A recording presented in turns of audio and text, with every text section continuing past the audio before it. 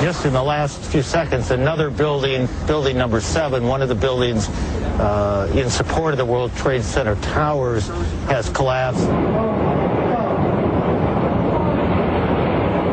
This is no small building, as you can see, at 47 stories.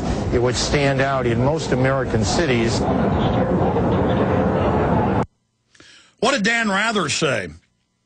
He said, let's go to tape of Building 7 seconds after it fell. He said, let's replay the tape. This is reminiscent of where they used dynamite to knock a building down. Peter Jennings said the same thing. But you can hear the police going, get back, it's coming down, it's not going to be there. And you hear, pow, pow, pow, pow. They're like, you hear that? You hear that? All these clips are in Paul Joseph Watson's article right now. Video, 911 firefighters reveal huge explosions before towers collapse. The North Tower, that was all 7.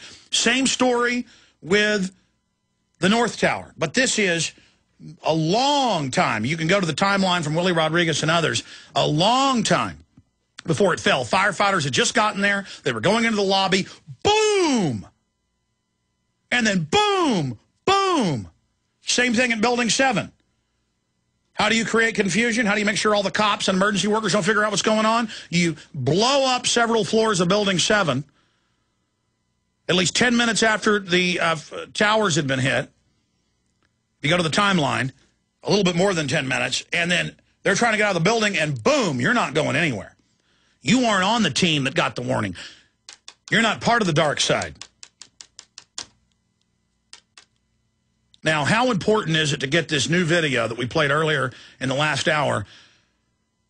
Video, 911 firefighters reveal huge explosion before Twin Towers collapsed. And then you read the article, and it goes through everything and has links to all the videos.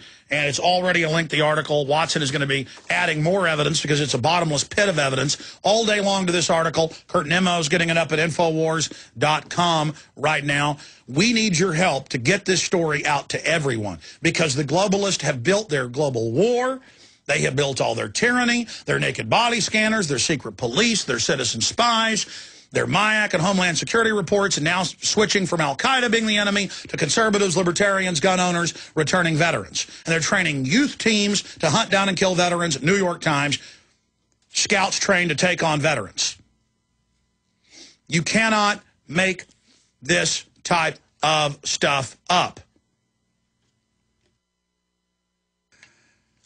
Again, ladies and gentlemen, again, this is so hardcore what's happening. This is so huge what's happening. And I wish this wasn't true. I wish this wasn't the case. Okay? I wish that 9/11 wasn't an inside job, but it is. Just with the bombs, just with the buildings, that's total proof, and the thermite residue and all that evidence. Then you got NORAD standing down. You got Cheney ordering the Pentagon to stand down in front of Norman Panetta, the head of transportation. You've got the head of the U.S. visa section in Jeddah, Saudi Arabia, Springman, being told, you know, I'm not going to let these people in. They've got terrorist backgrounds. State Department says, don't worry, it's a CIA cover. You know, let Mohammed Atta and all these people in. That's what he was told. Then we have MSNBC, hijackers trained at U.S. military bases. You have James Woods, the actor, a week before the attacks, on a plane, and Atta and others are getting up like doing drills, because they thought they were doing, you know, airport security drills. They were hired by Homeland Security. Boy, did they get set up. And we now don't know if the FBI was paying for their houses, their credit cards. This has all come out. They had Israelis shadowing them as well, the art students. This all even came out on Fox News. So you've got all this intelligence going on, and James Woods tells the flight crew, when the plane hits its destination, he tells everybody, they say don't worry about it. A day later, the FBI shows up and basically says, shut your mouth about what you saw. And we know Atta and them were doing drills everywhere. And good people in government who aren't part of the dark side, they tried to stop all this, like Anthony Schaefer, the colonel.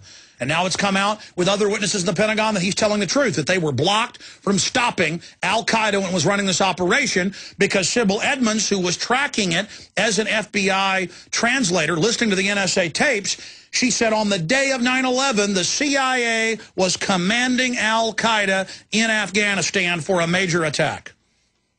Running al-Qaeda. Sybil Edmonds, running al-Qaeda. She told the 9/11 Commission that, and they slapped a gag on her. But she broke the gag last year. A lot of courage. They can't shut us all up, but they want to cover this up.